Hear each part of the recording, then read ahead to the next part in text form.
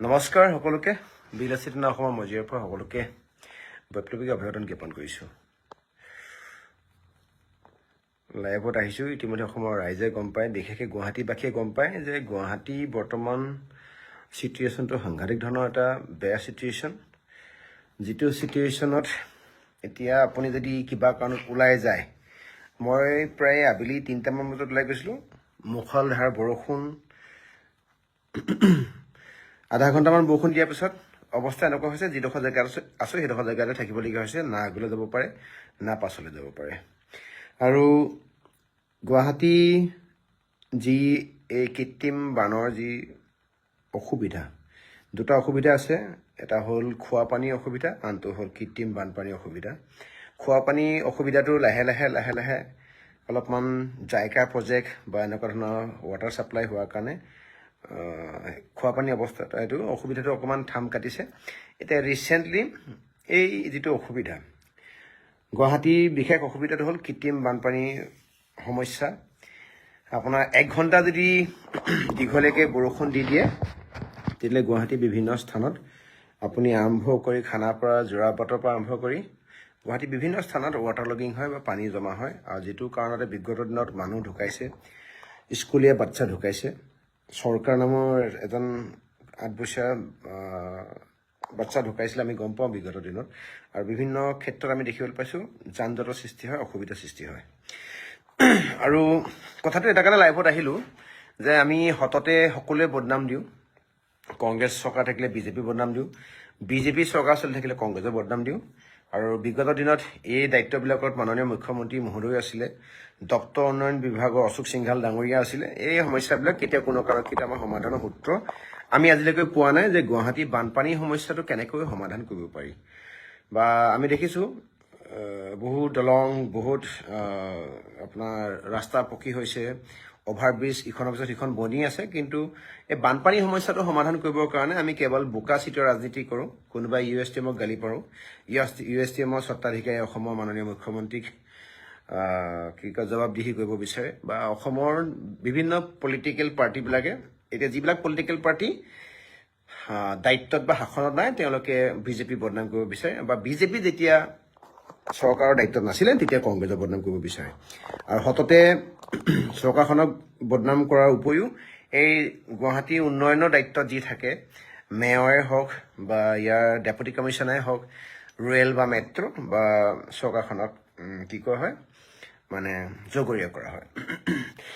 এইটো হ'ল মানে বোকা চিটোৱা ৰাজনীতিৰ এটা ভাগ হয়। আৰু আমি এনেকৈ কৰিয়ে মানে ধৰিছোঁ এই এটা বৈতৰণি পাৰ কৰি যাওঁ। কিন্তু গুৱাহাটী মানুহৰ এই সমস্যাটো হ'ল সাংঘাতিক ধৰণৰ এটা দীঘলীয়া দিনৰ সমস্যা। কৃত্ৰিম বানপানীৰ সমস্যা আপুনি যদি এতিয়া ভাল ধৰণে চায়, এই যিবিলাক বাইলেনবিলাক আছে যে, ধৰিছোঁ আপুনি যদি ডাউন টাউনতে সোমাই দিয়ে, bylane number 9, bylane number 10।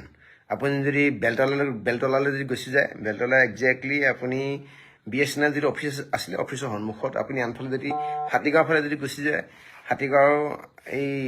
Hatigaon main Hatigaon এৰিয়াটোত আপুনি যদি অনিল নগৰ, নবীন নগৰ চায়, এতিয়া তাত ভোঁ চলাব লাগিব। আৰু যদি খানাপাৰা, যোৰাবাট যদি চায়, যোৱাকালিতো আমাৰ বিলাসিতা অসমৰ সৈনিকসকলে আঞ্চলিক সমিতি গঠন কৰিবলৈ গৈছিলে। তাত বহি থাকোঁতেই তেওঁলোকৰ এনেকুৱা অৱস্থা হৈ গৈছিল যে তেওঁলোকে চকীত থিয় হ'বলগীয়া হৈছে, খিৰিকীয়েদি পাৰ হ'বলগীয়া হৈছে। আৰু ইতিমধ্যে ৰাইজে দেখিছেই নিউজত যোৰাবাটৰ সেই অৱস্থা, তাত কোনোবা এজন ঢুকাইছে বুলিও মই ইতিমধ্যে শুনিবলৈ পালোঁ। আৰু গোটেই গাড়ী মটৰৰ ভিতৰত পানী সোমাইছে, ইঞ্জিন বিকল হৈছে। আৰু লাভ হৈছে কেৱল ধৰি লৈছোঁ যিবিলাকৰ গেৰেজ আছে বা এনেকুৱা ধৰণৰ গাড়ী মটৰ ভাল কৰা দোকান আছে। আপোনালোকে চাগে গম পায়, নিউ দিল্লী শব্দটো চাগে শুনিছে, সকলোৱে জানে নিউ দিল্লী কথা জানে। অল্ড দিল্লীক বচাবৰ কাৰণে নিউ দিল্লী। আপুনি অমৰাৱতীলৈ যদি ভালদৰে চায়, ইভেন অমৰাৱতীৰ সৃষ্টি চিটি যিটো যে স্থানান্তৰকৰণ, মানে চিটি যদি আপুনি স্থানান্তৰকৰণ যদি নকৰে, মানে গুৱাহাটীক যদি গুৱাহাটী এই এৰিয়াৰ পৰা, যান জঁটৰ এৰিয়াৰ পৰা যদি ইয়াৰ পৰা যদি স্থানান্তৰকৰণ নকৰে, প্লেচ পজিশ্যন যদি চেঞ্জ নকৰে, আহি থকা দিনত কিন্তু এই সমস্যাটো কোনো ভগৱানে আহি পেলাই এই সমস্যাৰ সমাধান কৰিব নোৱাৰে। হিমন্ত বিশ্ব শৰ্মাক গুলি মাৰক, আপোনাৰ ধৰি লৈছোঁ গৌৰৱ গগৈ পাহৰি যাওক, যিকোনো ধৰণৰ ব্যক্তি যদি মুখ্যমন্ত্ৰী অসমৰ আহি থকা দিনত হয়, এই গুৱাহাটী বৰ্তমান এই সমস্যাটো কেতিয়াও কোনো কাৰণত সমাধান কৰিব নোৱাৰে, কাৰণ চিটিটো ট্ৰেন্সফাৰ কৰিবই লাগিব। এই গুৱাহাটী যদি চিটি যদি ট্ৰেন্সফাৰ যদি ধৰি লৈছোঁ এইফালে হয় নগাঁও ৰহা ফালে, পাছলৈ যদি কৰে হয় আপোনাৰ এইটো চাইডে আহি গুচি গ'ল চন্দ্ৰপুৰ ফালে, নহ'লে এইটো চাইডে আহি গ'ল ৰাণীৰ ফালে, নহ'লে যদি উত্তৰ গুৱাহাটী ফালে যদি চিটি যদি ট্ৰেন্সফাৰ কৰি দিয়ে, যদি চিটি যদি স্থানান্তৰকৰণ কৰে, তেতিয়াহ'লে কিন্তু আহি থকা দিনত এই যান জঁটটো নাইকিয়া কৰিলেহে অবৈধ যিবিলাক বিল্ডিং বনি আছে, মই এটা কথা ক'ব লাগিব, GMDহে হওক বা মিউনিচিপালিটি হওক, গুৱাহাটীত বহুত অবৈধভাৱে ফ্লেট বিল্ডিং মাটি দখল হৈ আছে বা চলি আছে। আৰু আশ্চৰ্যজনক বিষয় এটাই যে ৰাস্তাৰ পানীখিনি যাব লাগে নলালৈ, কিন্তু নলা পানীবিলাক আহে মেইন ৰাস্তালৈ। আজি আমি দেখিবলৈ পাইছোঁ যিবিলাক নলা নৰ্দমা আছে, এইবিলাক ড্ৰেইন ছিষ্টেম আছে, সেই ড্ৰেইনৰ পৰা পানীবিলাক আকৌ ভৰ্তি হৈ ৰাস্তালৈহে আহে, তাৰ পৰা আহিহে ৰাস্তাৰ আপোনাৰ কি কয় ওপৰত পানী হয়, আপোনাৰ কৃত্ৰিম বানপানীয়ে গাড়ী চাল চলন বন্ধ কৰি দিয়ে। আৰু আপোনালোকে ইতিমধ্যে গম পায় যে গুৱাহাটী নিচিনা এৰিয়াত যদি 3 ঘণ্টা 3.5 ঘণ্টা কেৱল 1 কিলোমিটাৰ যাবৰ কাৰণে যদি সময় নষ্ট হয়, তেতিয়া আপোনালোকে গম পাইছে যে কিমান আনছেফ হয়। তাতে পানী আছে, ড্ৰেইনবিলাক ইমান বেছিকৈ আপুনি নাজানে ক'ত কেনেকুৱাকৈ ড্ৰেইনবিলাক গোটেই অঠালি পঠালিকৈ আছে, কনষ্ট্ৰাকশ্যনৰ কাম চলি আছে। গতিকে মুখ্যমন্ত্ৰী মহোদয়ক আমাৰ তৰফৰ পৰা এটা অনুৰোধ থাকিব, হয় আপুনি চিটিটো ট্ৰেন্সফাৰ কৰক, আৰু লগতে অবৈধ যিবিলাক এই 10 ফুটীয়া 12 ফুটীয়া ৰাস্তাৰ কাষত 8 তলা 10 তলা বিল্ডিংবিলাক যে বনাইছে, এই মলবিলাক যে বনাইছে, সাংঘাতিক ধৰণৰ যে এটা ইলিগেল যে কনষ্ট্ৰাকশ্যন হৈ আছে গুৱাহাটীত, এই ইলিগেল কনষ্ট্ৰাকশ্যনটো কিন্তু বন্ধ কৰিব লাগিব। এই ইলিগেল কনষ্ট্ৰাকশ্যন যদি বন্ধ নকৰে, তেতিয়াহ'লে কিন্তু কেতিয়াও কোনো কাৰণত গুৱাহাটীৰ এই সমস্যাটো কোনো মাইকেলাল, কোনো ৰাজনৈতিক ব্যক্তি, কোনো চৰকাৰ আহি কেতিয়াও কোনো কাৰণত ইয়াক মানে সমাধান কৰিব নোৱাৰে। ছুপাৰ চাকাৰৰ কথা আহিলে, ড্ৰেইন ছিষ্টেমৰ কথা আহিলে, আমি দেখিবলৈ পাইছিলোঁ একদম তেনেকুৱা ধৰণৰ ঢেৰ কিবা কিবি মেচিন চেচিন আনি পেলাই খান্দিলে মেলিলে, কিন্তু ই যিমান বিজ্ঞানসন্মত হ'লেও আমি দেখিবলৈ পাইছোঁ যে এই সমস্যাটো সমাধান হোৱা নাই। হয় চিটি ট্ৰেন্সফাৰ কৰিব লাগিব, অলপমান বেলেগ এটা জেগালৈ নিব লাগিব, কাৰণ একেটা জেগাতে থুপ খাই আছে গোটেই মানুহখিনি আহি ইয়াতে মানে বিল্ডিঙো বনাইছে অবৈধভাৱে, ইয়াতো বেদখলো হৈছে, ইয়াতে কোনোবা আহি ড্ৰেইনৰ ওপৰতে ঘৰ বনাইছে। গতিকে এই সমস্যাটো থাকিবই আনটিল এণ্ড আনলেছ যেনেকৈ নিউ দিল্লীক বচাবৰ কাৰণে অল্ড দিল্লীক বচাবৰ কাৰণে নিউ দিল্লী হ'ল, ঠিক তেনেকৈ যেনেকৈ অমৰাৱতী আহিলে, ঠিক তেনেকৈ আপোনাৰ গুৱাহাটীক বচাবৰ কাৰণে নিউ গুৱাহাটী, নহ'লে অল্ড গুৱাহাটীখনক বচাবৰ কাৰণে নিউ দিল্লী যেনেকৈ এটা কনচেপ্ট, ঠিক তেনেকুৱা এটা কনচেপ্ট মাননীয় চৰকাৰখনে লোৱাটো খুবেই প্ৰয়োজন আছে। নিউ গুৱাহাটী বুলি কয় জেগাডোখৰ ট্ৰেন্সফাৰ কৰক, বা এই গুৱাহাটী চিটি এৰিয়াটো বহলকৈ লওক, যাতে তাতে য'ত কোৰ্ট কাছাৰীবিলাকৰ পৰা আৰম্ভ কৰি বিভিন্ন ইম্পৰ্টেণ্ট এৰিয়াবিলাক ইম্পৰ্টেণ্ট যিবিলাক ধৰি লৈছোঁ লোকেশ্যন আছে, ব্যৱসায় বাণিজ্য আছে, যেতিয়া ট্ৰেন্সফাৰ হৈ যাব, তেতিয়াহ'লে এই অল্ড দিল্লী বা অল্ড গুৱাহাটীখন ছেফ হ'ব। নহ'লে কিন্তু নিউ দিল্লী বা আকৌ সেই নিউ গুৱাহাটী যদি এটা কনচেপ্ট নলয়, নতুন গুৱাহাটী যদি এটা কনচেপ্ট নলয়, কিন্তু তেতিয়াহ'লে কিন্তু এই গুৱাহাটীৰ সমস্যাটো দিনে দিনে বেছিয়ে হৈ যাব। কাৰণ চৰকাৰে কাক মানে গুৰুত্ব দিব, কাৰ পিছে পিছে লাগি থাকিব, প্ৰশাসনে কাৰ পিছে পিছে লাগি থাকিব। এই অবৈধভাৱে এইবিলাক বিল্ডিংবিলাক বনিয়ে আছে, অবৈধভাৱে ডাঙৰ ডাঙৰ বিল্ডিংবিলাক কোনো পাৰ্মিশ্যন নোহোৱাকৈ 3 তলা পাৰ্মিশ্যন লৈ 5 তলা বনাব, আৰু সেই 10 ফুটীয়া 12 ফুটীয়া ৰাস্তাৰ কাষত সাংঘাতিক ডাঙৰ ডাঙৰ মলবিলাক বনাইছে, 8 ফুটীয়া 10 ফুটীয়া ৰাস্তাৰ কাষত 7 তলীয়া 8 তলীয়া বিল্ডিংবিলাক বনাইছে। আৰু মানুহবিলাকে পলিথিনবিলাক যে ব্যৱহাৰ কৰে, খোৱা যিবিলাক মানে পেলনীয়া বস্তুবিলাক তেওঁলোকে প্ৰপাৰ ইয়াত আপোনাৰ কি কয় ইয়াত নাৰাখি, জেগাত নাৰাখি তেনেকৈ কি কয় মানে য'তে ত'তে এইবিলাক বস্তু দলিয়াই দিয়ে, পেলাই দিয়ে, আৰু যিটো কাৰণতে এই সমস্যাটো আগবাঢ়ি আহিয়ে আছে আৰু বৃদ্ধি হৈয়ে আছে। গতিকে অবৈধভাৱে যিবিলাক বিল্ডিং বনাই আছে, সেই বিল্ডিংবিলাকৰ কনষ্ট্ৰাকশ্যনটো অসম চৰকাৰে গুৰুত্ব দিয়াটো খুবেই প্ৰয়োজন। নহ'লে কিন্তু এই সমস্যাটো কেৱল চৰকাৰী সমস্যা নহয় দেই, এই সমস্যাটো গুৱাহাটীত থকা প্ৰত্যেকজন মানুহৰ সমস্যা হয়, প্ৰত্যেকজন ব্যক্তিৰ সমস্যা হয়।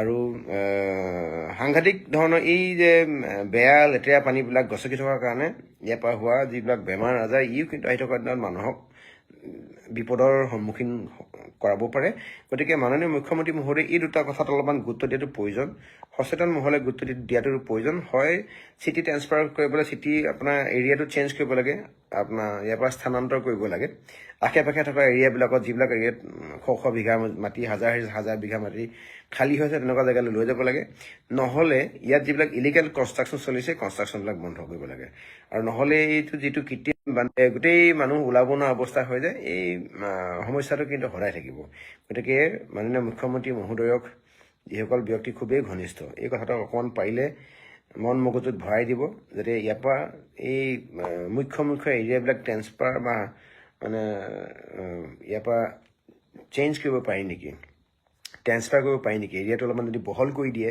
এই থুপ খাই থকা গুৱাহাটী এৰিয়াটো যদি অলপমান বহল কৰি দিয়ে এইফালে নগাঁৱে হওক এইফালে চন্দ্ৰপুৰে হওক এইফালে উত্তৰ গুৱাহাটীয়ে হওক বা মিৰ্জাই হওক এটা এৰিয়াটো যদি অলপমান যদি বহল কৰি দিয়ে বা এখন যদি যেনেকৈ নিউ দিল্লী এটা যদি কনচেপ্ট অল্ড দিল্লীক ছেভ কৰিবৰ কাৰণে বচাবৰ কাৰণে ঠিক তেনেকৈ যদি এটা নিউ গুৱাহাটী যদি কনচেপ্ট এটা যদি ভালদৰে লয় তেতিয়াহ'লে কিন্তু এই সমস্যাটো নাইকিয়া হ'ব আৰু আমি দেখিবলৈ পাইছোঁ যে অভাৰব্ৰিজৰ ওপৰতো অভাৰব্ৰিজ হৈছে কিন্তু এইটো যে যিটো ট্ৰেফিক জামৰ এইটো কেতিয়াও কোনো কাৰণত কণ্ট্ৰল হোৱা নাই মালিগাঁৱৰ পৰা গোটেই মানুহখিনি ব্ৰিজেদি আহি পিনে ভৰলুতে আহি পিনে আকৌ লগ হয়হি ভৰলুৰ পৰা গৈ পিনে আকৌ এইফালেদি আহি ধৰি লৈছোঁ এইফালে এখন ব্ৰিজৰ পৰা আৰম্ভ হয়তো মানুহখিনি এটা জেগাতে পাবহি গোট খাবহি যিমানে ব্ৰিজ নবনাওক লাগিলে আণ্ডাৰগ্ৰাউণ্ড নোহোৱালৈকে বা বিজ্ঞানসন্মতভাৱে এই ৰোডবিলাক নবনোৱালৈকে কেতিয়া কোনো কাৰণত কিন্তু এই সমস্যাবিলাক সমাধান নহয় হয় চিটি ট্ৰেন্সফাৰ কৰিব লাগে নহ'লে আপোনাৰ চিটিটি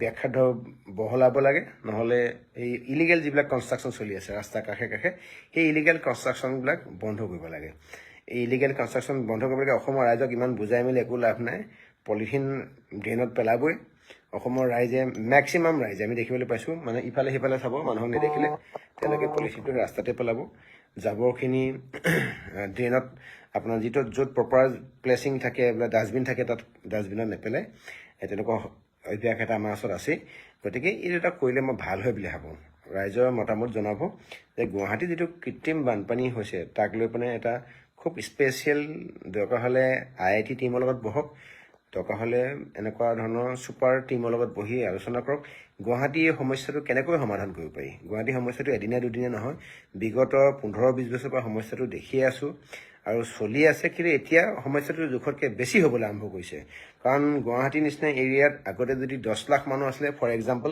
এটা 20 লাখ মানুহ হৈছে আগতে যদি এক মাহত যদি 1000 কুইণ্টেল যদি জাবৰ গোট খাইছিলে এতিয়া 2000 কুইণ্টেল জাবৰ গোট খায় আগতে যদি 10জন মানুহে যদি ড্ৰেইনত পেলাইছিলে এতিয়া 20জন মানুহে ড্ৰেইনত পেলায় গতিকে ড্ৰেইনৰ পৰা পানীবিলাক ৰাস্তালৈ আহে ৰাস্তা পানী ড্ৰেইনত যাব লাগিছে উল্টা হৈ গৈছে মানে কি কেমেষ্ট্ৰি কি ফিজিক্স মই একো বুজি নাপাওঁ আৰু কেনেকুৱা ধৰণৰ মানে এইবিলাক ইঞ্জিনিয়াৰ বনাইছে এইবিলাক চিষ্টেম তাকো বুজি নাপাওঁ কিন্তু এইটো হ'বলৈ হ'লে কিন্তু মাননীয় মুখ্যমন্ত্ৰী মহোদয়ে এইটো ইমিডিয়েট এটা ডিচিশ্যন লোৱাটো দৰকাৰ আৰু দপ্তৰ উন্নয়ন বিভাগৰ মন্ত্ৰী বা এই কি কয় মেট্ৰ' চিটি ডেভেলপ কৰা দায়িত্বত থকা কেৱল সেই ব্যক্তিজনে এইটো সমস্যা সমাধান কৰিব নোৱাৰে এই সমস্যাটো সমাধান কৰিবৰ কাৰণে বিশেষ টীম বিজ্ঞ ব্যক্তি আৰু সকলোৱে হাত উজান দিব লাগিব গতিকে এই বিষয়টোত মই ৰাজনৈতিকভাৱে এটা দলে ইটো দলক বোকা চিটুৱাই বদনাম কৰি থকাৰ আঁৰত আমি লুকাই নাথাকি চিধাচিধিকে এটা কাৰণে সকলোৱে আহিব লাগে এইটো সমস্যাটো হ'ল দীৰ্ঘদিনীয়া সমস্যা কংগ্ৰেছৰ দিনৰো সমস্যা হয় বিজেপিৰ দিনৰো সমস্যা হয় অসম গণ পৰিষদৰ দিনৰো সমস্যা হয়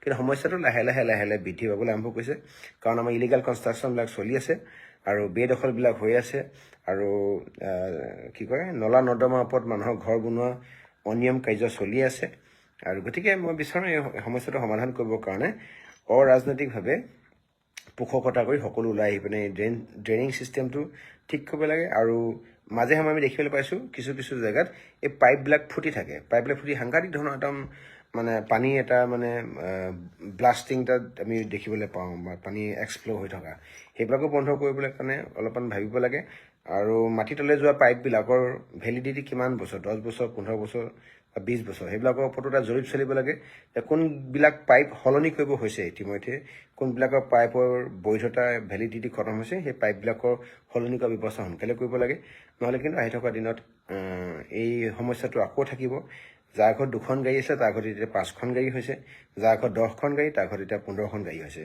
গতিকে এইবিলাক যে আগতে এখন গাড়ীত 5জনকৈ মানুহ গৈছে, এতিয়া ফেমিলি 5জন মানুহে 5খন গাড়ী লৈ গুচি যায়। গতিকে কেৱল ছেটাৰডে ছানডে বাদে আৰু ঈদ থাকিলে, বিহু থাকিলে, তেনেকুৱা পৰ্ব থাকিলে কেৱল গুৱাহাটীত ট্ৰেফিক জামটো নাথাকে। গতিকে আপোনালোকে গম পাইছে, গতিকে ট্ৰেফিক জামটো কণ্ট্ৰল কৰিবৰ কাৰণে বা এনেকুৱা ধৰণৰ অবৈধ যিবিলাক বেদখল হৈ আছে, অট্টালিকা বনি আছে, এইবিলাক বন্ধ কৰিব লাগে। আৰু এই গুৱাহাটীখন বচোৱাৰ ক্ষেত্ৰত কেৱল ৰাজনৈতিক ব্যক্তিসকলে কেৱল দায়িত্ব যে এনেকুৱা কথা নহয়। গুৱাহাটীখন ছেফ কৰি ৰাখিবৰ কাৰণে, যান জঁটৰ সমস্যা নহ'বৰ কাৰণে, কৃত্ৰিম বানপানী তেনেকুৱা ধৰণৰ আমাৰ বংশ পৰিয়াল আত্মীয় কুটুম্বৰ মৃত্যু নহ'বৰ কাৰণে, অঘটন নঘটিবৰ কাৰণে প্ৰত্যেকজন মানুহে গুৱাহাটীখন বচাবৰ কাৰণে ইয়াত মানে মনৰ পৰা অন্তৰৰ পৰা ভবাটো প্ৰয়োজন আছে। আৰু গুৱাহাটী সমস্যাটোক কোনেও পলিটিকেল কৰিব নালাগে। গুৱাহাটী সমস্যাটো আমিয়ে সৃষ্টি কৰিছোঁ। আমি যদি এনেকৈ ধ্বংস নকৰিলোহেঁতেন, আমি ইয়াৰ পৰা ধ্বংস কৰি পাহাৰৰ ওপৰত উঠিছোগৈ। পাহাৰত আকৌ আমাৰ তাতো কি হৈছে মানে প্ৰকৃতি আমি জনাঞ্চল বনাঞ্চল ধ্বংস কৰি দিছোঁ। গোটেইখিনি আমি এইখিনি সৃষ্টি কৰিছোঁ। প্ৰকৃতিয়ে একো কৰা নাই। প্ৰকৃতিয়ে এতিয়া যেনেকৈ বৰষুণ দিছে, আগতেও তেনেকৈ বৰষুণ দিছে, আহি থকা দিনতো একে ধৰণে বৰষুণ দিব। প্ৰকৃতিয়ে কাম কৰি আছে। আমি নষ্ট কৰিছোঁ, ধ্বংস কৰি আছোঁ কাৰণে এতিয়া আমাক প্ৰকৃতিয়ে সেইটো চাজা দিছে, মানে পানিছমেণ্ট দিছে। গতিকে মই বিচাৰোঁ এই ক্ষেত্ৰত মাননীয় মুখ্যমন্ত্ৰী মহোদয়ক সহযোগিতা আগবঢ়াবৰ কাৰণে, চৰকাৰখনক উপদেশ দিবৰ কাৰণে, এডভাইচ কৰিবৰ কাৰণে এটা বৈঠক চিন্তাৰ টিম, থিংক টেংক এটা থাকিব লাগে, যাতে গুৱাহাটীৰ সমস্যাটো সকলোৱে নিজৰ সমস্যা বুলি ভাবি পেলাই যাতে সমাধান কৰে। কোনোবা ইয়াত শিক্ষা সূত্ৰে গুৱাহাটীত থাকে, কোনোবা ব্যৱসায় সূত্ৰে গুৱাহাটীত থাকে, বা আমাৰ এই ৰাজধানীখনলৈ আহোঁ বুলি সকলোৱে হেঁপাহতে আহে। যাতে এনেকুৱা ধৰণৰ যাতে কেতিয়াও কোনো কাৰণত পানী হাঁহ নচৰা অৱস্থা নহয়, এইটো কাৰণে মই আশা কৰিম সকলোৱে কথাটোত ইতিবাচকভাৱে কথাখিনি হয় মুখ্যমন্ত্ৰী ডাঙৰীয়াক জনাব। নহ'লে এই ক্ষেত্ৰত কোনোবাই পেপাৰতে হওক, কোনোবাই নিজৰ ব্যক্তিগত পেজতে হওক সুন্দৰকৈ লিখিব যে গুৱাহাটীখন ছেভ কৰিবৰ কাৰণে, কৃত্ৰিম বানৰ পৰা আমি বচাবৰ কাৰণে কি কৰিব লাগে। ধন্যবাদ। জয় অসম, শুভৰাত্ৰি।